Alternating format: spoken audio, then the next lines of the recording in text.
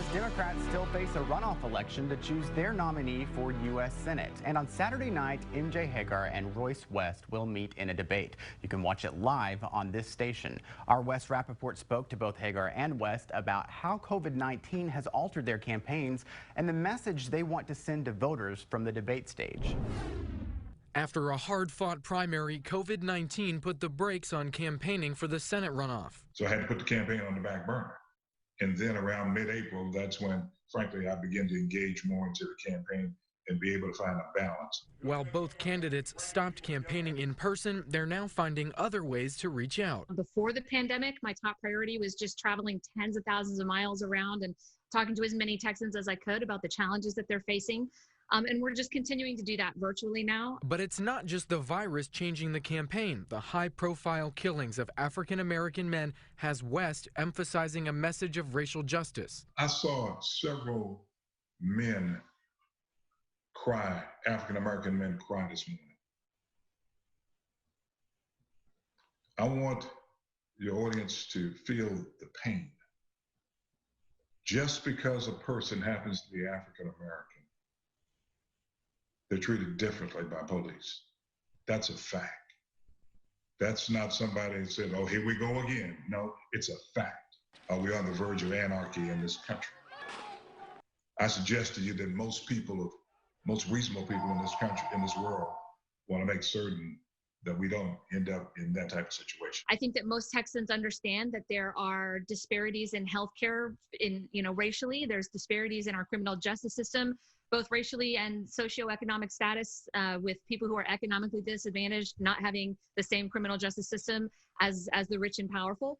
So I think that there's issues out there that Texans are talking about and that we are talking about around our kitchen table and the water cooler, but that our representatives, because of our low voter turnout in the past, are not talking about and are not legislating solutions to. Both candidates say new leadership is needed now. We can't get our government to really do much for us because they're so busy bickering with each other and playing politics with our lives and pandering to their corporate donors. So I think that the problems that were here before COVID are just magnified now, and my type of leadership style is what's needed. I was a combat rescue helicopter pilot, and we didn't always agree on the strategy or the tactics we were going to use going into a combat zone, but we would get on the same page and we would put a plan together and execute the mission. And I think people are looking for that right now. And West says his years of experience in the Texas Senate sets him apart. My readiness for the position is pretty clear. And what do I mean by that is that when you begin to look at the wealth of experience that I've been able to accumulate in the Texas legislature, working with Democrats and Republicans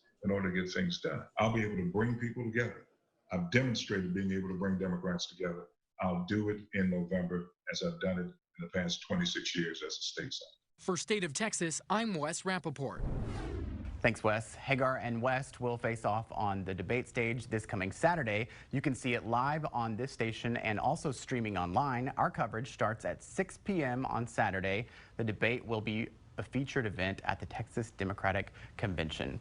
The convention starts Monday and will feature some of the biggest names in politics. Joe Biden will be one of the featured speakers. House Speaker Nancy Pelosi and Senators Elizabeth Warren and Kamala Harris are also on the lineup. But they won't be coming to Texas to give their speeches. The convention will be virtual. Speakers, delegates, and the people attending will take part online, and the event could become a template for other conventions scheduled amid the pandemic.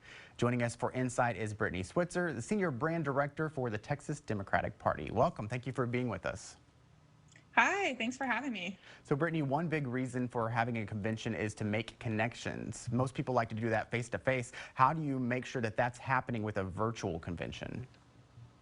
Yeah, that was one of the most important things to us as we switched to the virtual space. We really wanted to provide everyone with that same, in-person feeling of meeting other folks, meeting like-minded Democrats, building those connections in this new virtual space. And so what we've done is we've really built out online meeting spaces, making sure that all of those, the hundreds of events that would have happened in person can still happen online, that people can, meet and talk to each other like we're doing now over video chat, and have that same in-person experience, but in the virtual setting.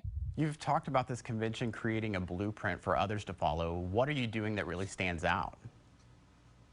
I think one of the more complicated parts of moving to a virtual convention was how do we allow all of our delegates to vote and participate in our convention? This is how we officially get our Democratic nominee for president, Joe Biden. And I mean, I think one of the more difficult parts of that was making sure that voting was secure and folks were able to vote on their party leadership and who they wanted to represent them as national delegates, who they wanted to represent them on our platform committee. And I think we've done a really, really great job. We, kind of looked at all of the tools that were available to us and how we could make it as easy as possible for our delegates to participate. We, met with some of the other state parties who were also flipping their convention to a virtual space and kind of pulled all of our best practices together. And I'm really proud of the work that we've done to do that. Brittany Switzer with the Texas Democratic Party, thank you very much. Good luck with the week.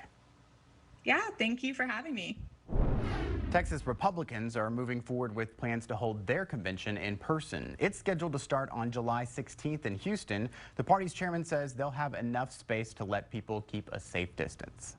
We are doing everything we can to create floor plans that accommodate social distancing and add extras, but we are counting, as always, on Texas Republicans setting a great example and leading by example. Dickey said the party will let people choose whether or not to wear masks at the convention. Live music venues were among the first to be shut down by the pandemic, and they'll likely be among the last to open. Austin is the music capital of the world, and this industry is one of the first to be devastated with crowd control and separation. Now some venues are looking to the government for help, how they're getting support at home and in Washington.